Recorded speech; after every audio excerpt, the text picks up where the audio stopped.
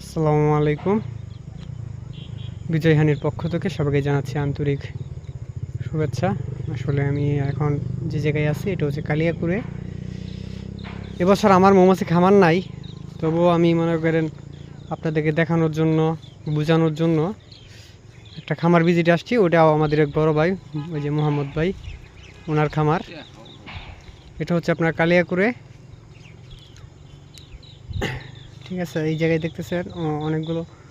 উনি আবার উপজেলা ভালো পজিশনে আছে, কালিয়াকুর উপজেলা কৃষি অফিসে।